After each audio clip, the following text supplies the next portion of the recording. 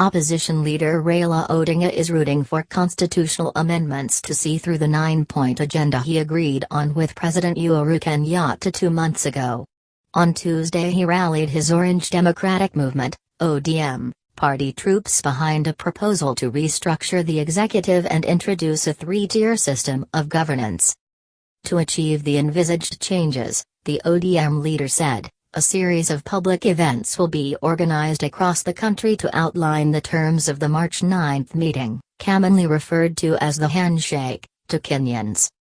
Addressing some of these issues may require changes to some of our laws and even amendments to the Constitution, he said during a party meeting at Elementaita Lodge in Gilgil. When that time comes, we must be bold enough to pick up the challenge as a matter of duty to the nation. Political temperatures.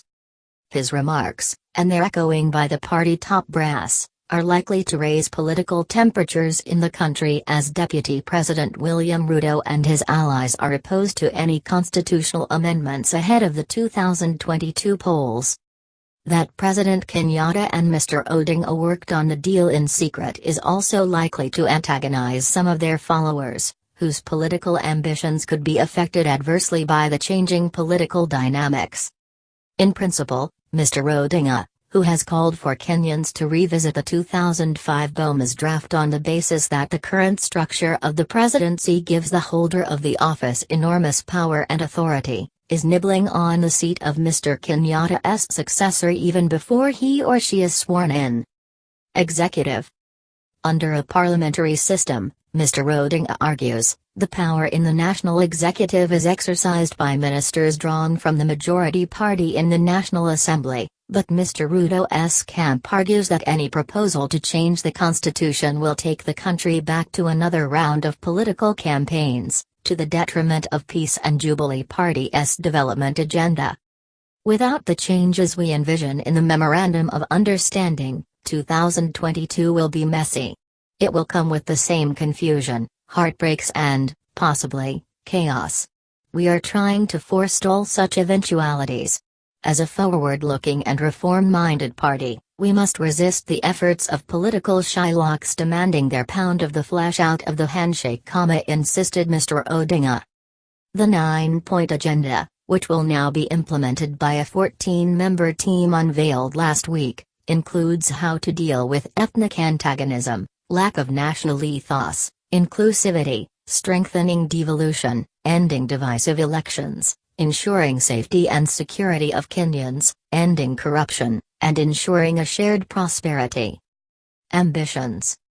Mr. Odinga maintained that his handshake with President Kenyatta was never about the politics of 2022, saying it was too significant an event to be reduced to a struggle for positions, promises, and the ambitions of individuals.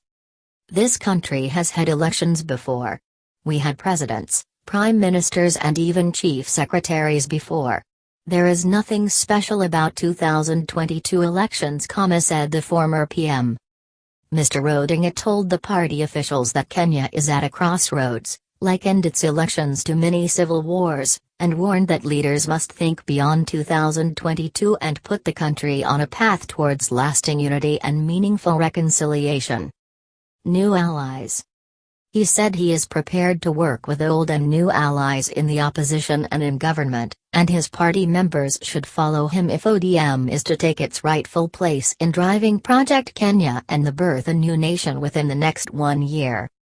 On the sidelines, ODM Deputy Party Leader Wycliffe Oparanya spoke of the importance of amending the constitution to ensure what was agreed upon by Mr. Kenyatta and Mr. Odinga comes to fruition. The party's Secretary-General, Mr. Edwin Sifuna, asked members not to be distracted by political Shylocks and should support the handshake,